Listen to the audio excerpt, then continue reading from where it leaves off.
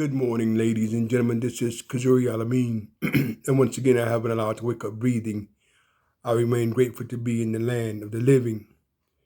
My nugget of wisdom for you this morning is this very, very powerful and precious word called lie, L-I-E. L-I-E. The definition for lie is a false statement or a false presentation known to be untrue, deceptive. Let me read this again. The definition of lie, lying, a lie, is a false statement or a false presentation known to be untrue, deceptive. And there's a lot of that going on right now in this world.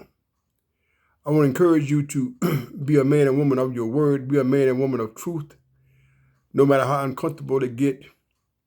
It's very important because we all got our personal brand. You know, a company have their mission statement, a company got their brand, which is fine.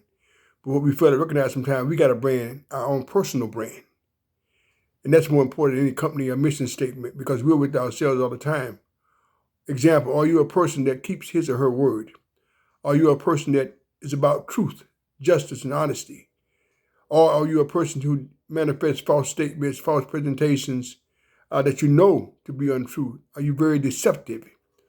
This is something only you would know.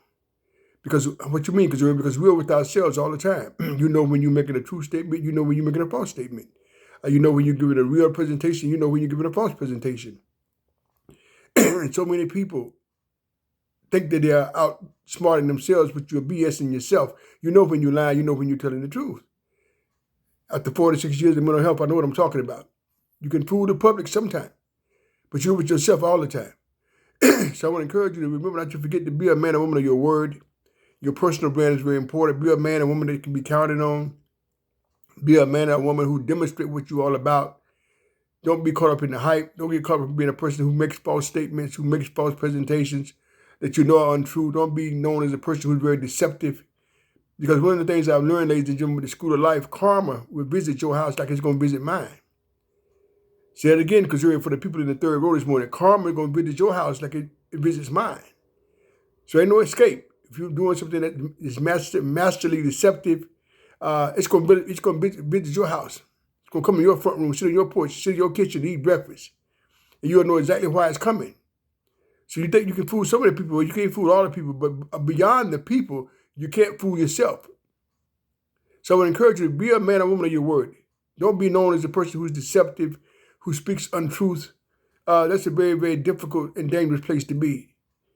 Be careful of your personal brand. And once again, what you plant going to grow. That's not what I think. It's not what I believe. It's what I know. What you think, what you plant going to grow.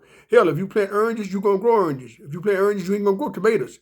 So if you're planting good things in this universe, that's going to grow. But if you're planting deceptive things and diabolical things, that's going to grow too. Like I said, karma going to visit your house. It visits all our house. All of our houses visits.